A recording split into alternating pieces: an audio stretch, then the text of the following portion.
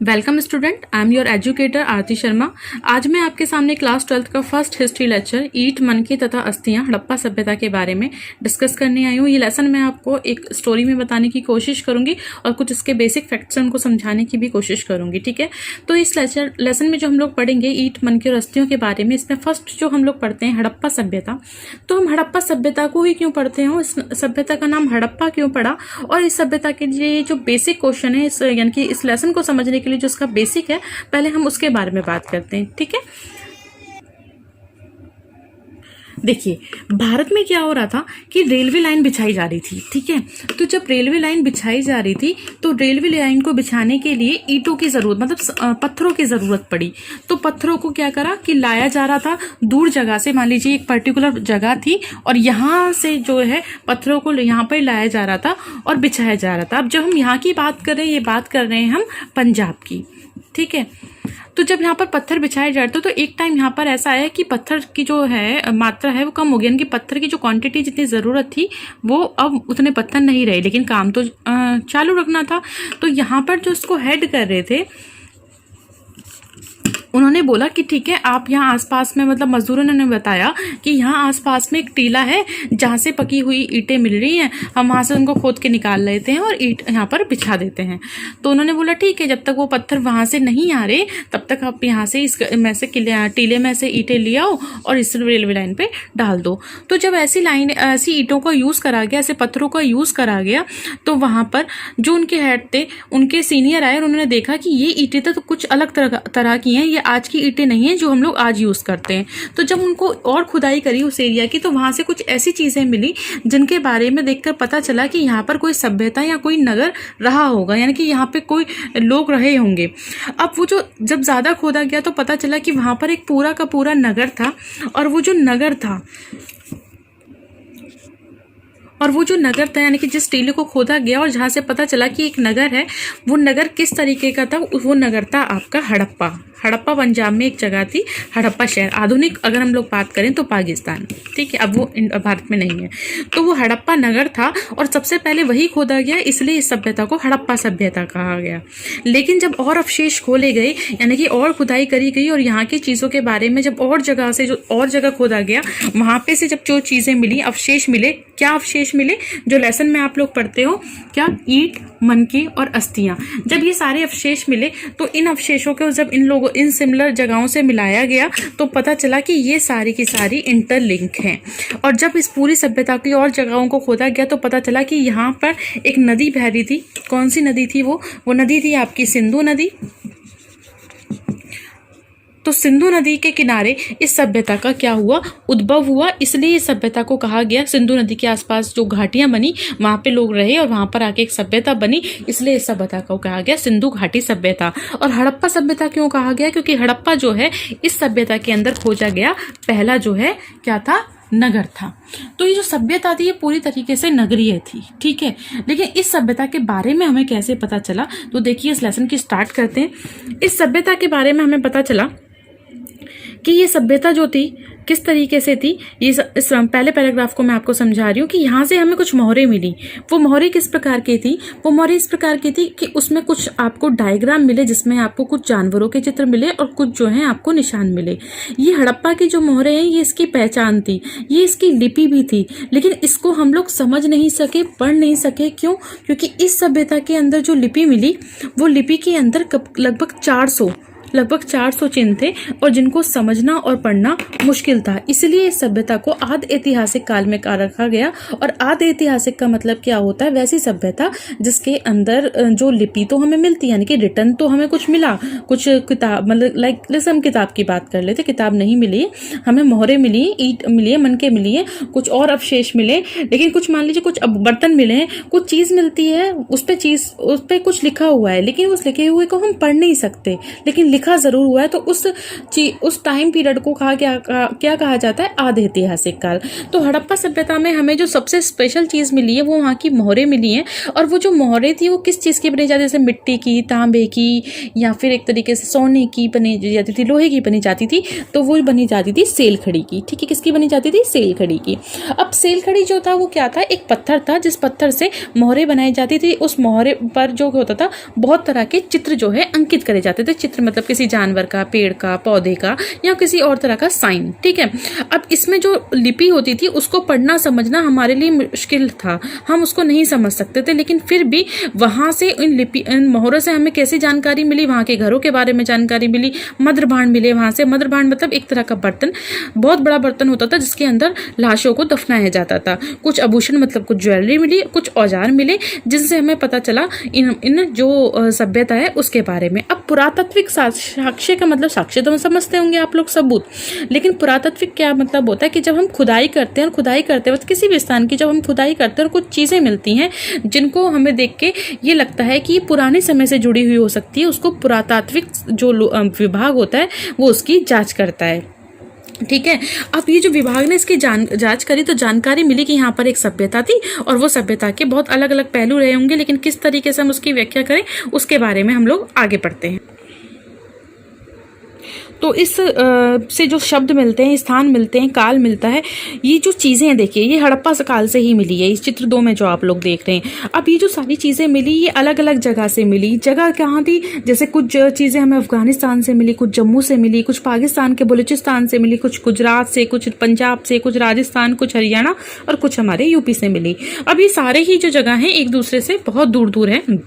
लेकिन पुरातत्व विभाग ने जब इसकी खोज करी तो इसके बारे में पता चला कि ये सब एक ही टाइम जोन से संबंधित है, यानी कि एक ही सभ्यता से रिलेटेड है। इसलिए इस सभ्यता के काल को निर्धारित किया गया किस पे, 2600 से 1900 ईसा पूर्व के बीच इस काल को माना गया।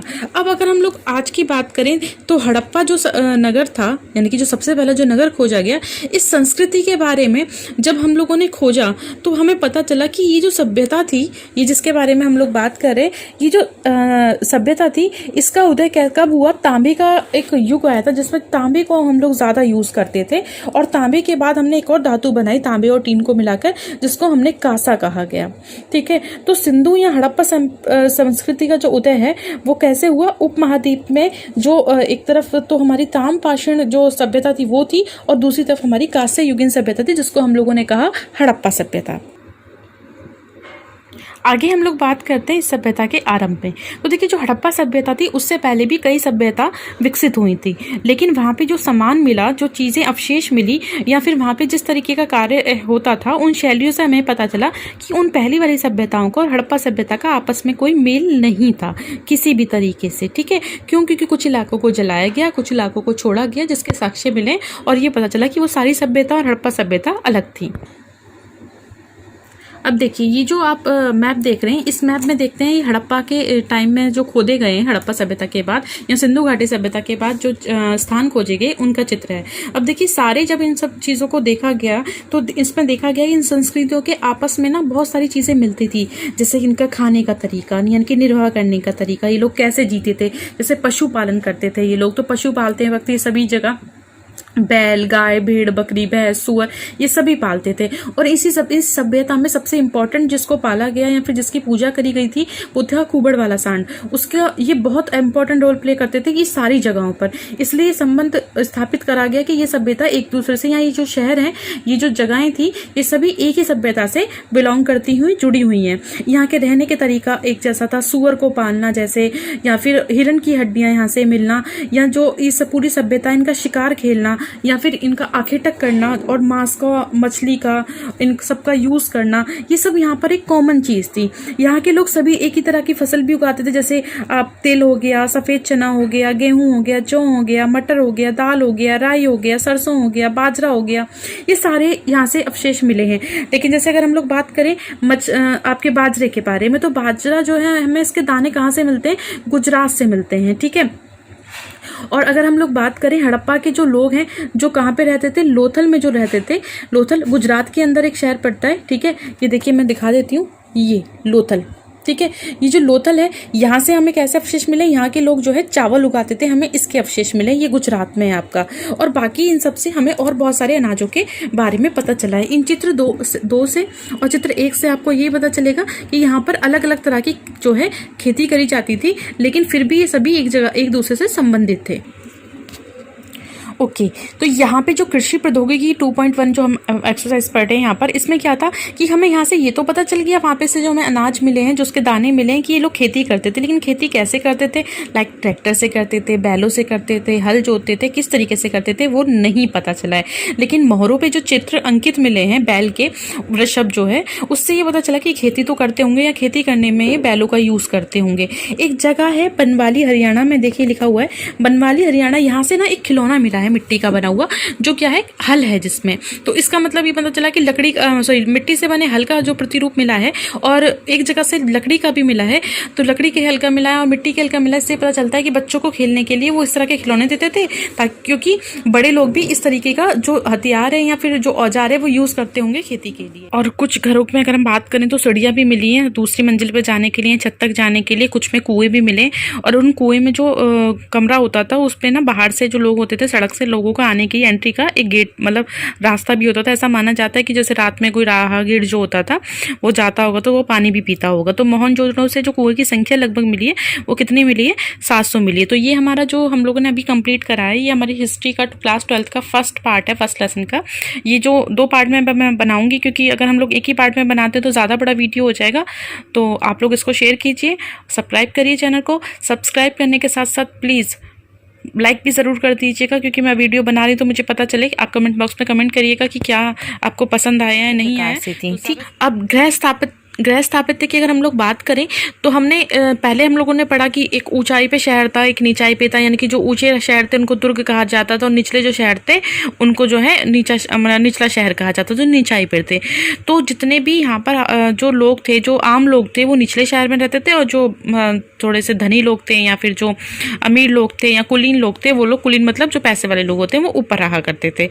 इसके अलावा यहाँ पर ऐसा भी मतलब माना जाता है कि आंगन जो है, आंगन में खाना पकाने और कताई जो कपड़ा बुनना होता है, ऐसी गतिविधियों का केंद्र रहा होगा। आंगन में ऐसे काम करे जाते थे। और विशेष रूप से अगर हम मौसम की बात करें तो गर्मी और शुष्क वाला रहा होगा। और यहाँ के भवनों का निर्माण एक अन्य रोचक, और यहाँ के अगर भवनों की बात करें ना तो इम्पोर्टेंट चीज़ यहाँ पर क्या थी कि जो भूमि तल पर जो बिल्कुल भूमि से जुड़ी हुई जो दीवारें होती थी उनमें खिड़कियाँ नहीं बनाई जाती थी, क्योंकि यहाँ के जो लोग थे वो एकांत में बहुत अधिक महत्व देते थे। मतलब जो होता है इंडिपेंडेंट लाइफ को बड़ा इंपॉर्टेंट रोल प्ले करता था। और द्वार से आंतरिक भाग जो होता था अथवा आंगन का सीधा अवलोकन नहीं किया जा सकता था। यानी कि जैसे बात करें तो आप आंगन से जो है सीधा नहीं देख सकते थे, मतलब दरवाजे से आंगन को नहीं देख सकते थे। अपना जो घर होता था, एक घर का अपना मतलब वॉशरूम जो बाथरूम होता है, स्नान घर होता था, उसका जो फर्श होता था वो भी ईंटों से बना होता था। निचले शहर की बात करें तो यहाँ पर जो मकान बने होते थे वो ईंटों के ही बने होते थे, और इससे जो नीचे का शहर होता था उसको भी दीवार से घेरा जाता था, और यहाँ पे भी चबूतरे भी होते थे कुछ भवनों में। ठीक है, ऐसा सोचा जाता है कि वहाँ पे जो मजदूर होता था अगर एक दिन में 1 घनी मीटर मिट्टी ढोता होगा, तो अगर हम लोग सिर्फ उसका बेस बनाने की बात करें तो बेस बनाने में भी 40 लाख जो है मतलब दिन जो है काम करना पड़ा होगा मजदूरों को, तब जाके इस तरीके के बड़े पैमाने पे काम हुआ होगा।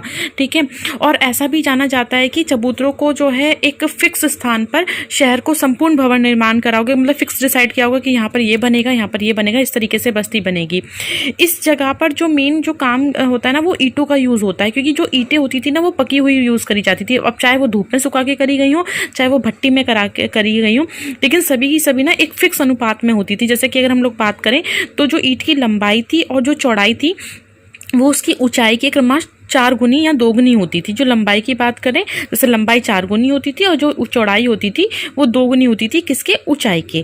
ठीक है, तो हड़प्पा की जो बस्तियां हैं वहाँ पर ईंटों का प्रयोग एक अपने आप में एक बड़ी चीज़ है। हड़प्पा की जो हम लोग बात करते हैं वहाँ के नालों के निर्माण के बारे में, तो ये अपने आप में एक अनोखी चीज़ है, क्योंकि यहाँ पे ना जल निकालने के लिए मतलब नालियों को साफ करने के लिए एक प्रॉपर मतलब प्रोसेस बनाया गया था। जैसे कि यहाँ पर जो हम लोग बात करते हैं ग्रिड पद्धति से, ग्रिड पद्धति मतलब 90 डिग्री के एंगल पे जैसे सड़कें काटती थी उसी तरीके से नालियां भी काटती थी। और समकोण पे जब ये काटती थी, जो जहाँ पर ये काटती थी वहाँ पर ना जैसे हम गटर कहते हैं ना, लाइक एक मेन गोल हॉल बनाया जाता था जिसमें से सफाई करी जाती थी। और नालियां भी ना सारी की सारी ढकी होती थी और पूरी प्लानिंग के साथ इनका निर्माण करा गया। और घरों के जितना भी गंदा पानी जो होता था वो नालियों से जोड़ने के लिए भी प्रॉपर काम किया गया। और हर घर में कम से कम एक दीवार गली से सटा होना आवश्यक था। जितने भी घर बनाए गए ना उसकी एक दीवार जो है गली से सटी होनी आवश्यक थी। इस प्रकार की जो बस्तियां जो हैं सिंधु बस्तियां। तो आगे हम लोग पढ़ते हैं। देखिए जैसे हड़प्पा सभ्यता की जब कृषि की बात करते हैं तो जितने भी स्थल यहाँ पर खोजे गए ना वो अधिकतर अर्धशुष्क है, मतलब जहाँ पर जैसे रेगिस्तानी इलाका होता है इस तरीके से। तो अगर हम वहाँ पे खेती की बात करते हैं, नमी तो वहाँ पर है नहीं, तो फिर सिंचाई कैसे होती थी, क्योंकि खेती करेंगे तो पानी की ज़रूरत होती होगी। तो हम लोगों ने जब वहाँ पे देखा, सर्च करा, तो जो स्थान मिले तो उसमें से सिर्फ अफगानिस्तान में ये शुर्तगोही नामक हड़प्पा स्थल जो आप देख रहे हैं, ये शुर्तगोही नामक हड़प्पा स्थल में नहरों के कुछ अवशेष मिले। बाकी कहीं से भी, लाइक जैसे सिंधु नदी पंजाब से, कहीं से भी कोई नदी के या नहरों के अवशेष नहीं मिले। ऐसा सोचा गया कि वहाँ पे हो सकता है नालों से सिंचाई करी जाती हो, लेकिन ऐसा भी कोई अवशेष वहाँ पे नहीं मिले। तो फिर ये सोचा गया शायद कुएं से करी जाती हो, या फिर कुछ जगह से ऐसा सोचा गया कि मतलब जो बाढ़ का पानी उसको इकट्ठा करके करा जाता हो। जैसे धोलावीरा जो गुजरात है, धोलावीरा गुजरात में मिले जलाशयों का प्रयोग शायद संभवतः इसलिए कृषि में करते हों, लेकिन कंफर्म नहीं करा जा सका कि किस तरीके से करते होंगे। सिर्फ अफगानिस्तान के शुर्तगोही नामक हड़प्पा स्थल के अलावा वहाँ पे तो नहरों के अवशेष मिले, बाकी कहीं भी नहरों के अवशेष नहीं मिले हैं। तो आगे हम लोग बात करते हैं मोहनजोदड़ो की। तो देखिए जो हम लोग हड़प्पा स्थल जो खोजते हैं कि सिंधु घाटी सभ्यता में जो स्थल खोजे गए उसमें से दो इंपॉर्टेंट है हमारे, एक हड़प्पा और एक मोहनजोदड़ो। लेकिन हड़प्पा पहला खोजा गया स्थल था और मोहनजोदड़ो जो है वो सबसे विशाल था। और स्पेशल क्या था हड़प्पा संस्कृति के अंदर कि ये ना नगरीकृत थी, मतलब जैसे हम लोग आजकल शहर में रहते हैं इस तरह की शहर योजना प्रणाली थी। ऐसे ही हमें मोहनजोदड़ो को जब हमने खोदा तो हमें पता चला कि यहाँ पर ये सबसे मतलब मशहूर पुरास्थल क्यों बना, क्योंकि यहाँ पर जब हमने खोजा तो यहाँ पर ये दो भागों में बटा, एक ऊंचाई पे था, एक नीचे मतलब नीचाई पे था। तो जो एक बस्ती छोटी थी और एक बस्ती जो थी वो बड़ी थी। तो जो ऊपर ऊंचाई पे था ना वो बस्ती तो बड़ी थी, जिसे दुर्ग कहा जाता था। जैसे माना गया कि वहाँ पे ना कुछ जो राजा महाराजा रहते होंगे वो लोग रहते होंगे। और जो नीचे थी बस्ती, जो निचले स्तर था रहने का, वो बस्ती जो है बहुत बड़ी थी। तो ऐसा माना जाने लगा कि वो आम जनता वहाँ पे रहती होगी। और उस दुर्ग को भी जो ऊंचा बनाया गया उसको भी कैसे बनाया गया, कच्ची ईंटों के चबूतरों के ऊपर वो दुर्ग बनाए गए, इसलिए वो ऊंचे हो गए। और दोनों ही स्थलों को यानी कि ऊंचाई वाले और नीचाई वाले स्थलों को अलग करने के लिए दीवार भी बनाई गई। जैसा कि आप इस नक्शे में देख सकते हैं कि जो दुर्ग है, आप ये देख रहे हैं दुर्ग जो है कितना छोटा सा है, और ये जो निचला स्तर है, निचला जो शहर है कितना बड़ा है, क्योंकि यहाँ पे आम जनता रहती थी। और ये जो दुर्ग है जो है यहाँ पे अमीर लोग रहते थे, ठीक है, या फिर अमीर या राजा। इसके अलावा राजस्थान में एक जगह है जिसको कालीबंगा कहा जाता है, वहाँ से ना हल जोतने के साक्ष्य भी हमें मिले हैं। और कुछ जो हल के साक्ष्य जैसे लिखा है कि इस खेत में हल रेखाओं के दो समूह एक दूसरे को समकोण पे काटते हैं, मतलब इससे पता चलता है कि जो समकोण पे काटते हैं एक टाइम में लोग दो फसल भी उगाते थे। और जो सिंधु क्षेत्र में जो सबसे पहली बार जो है कपास की खेती हुई, और इसलिए यूनान के लोग जो है इस क्षेत्र को सिंडन कहने लगे, और जो सिंधु शब्द से उद्भूत हुआ है, मतलब सिंधु घाटी के आसपास जो लोग खेती करते थे उनको क्या कहा गया, सिंडन कहा गया। अब यानी कि इससे हमें ये पता चला कि हड़प्पा के जो लोग हैं वो खेती करते थे, लेकिन किस तरह के औजार यूज करते थे, किस तरह की औजारों से वो खेती किया करते थे, किस तरह फसल काटते थे या उगाते थे, उसके बारे में हमें सही सही जानकारी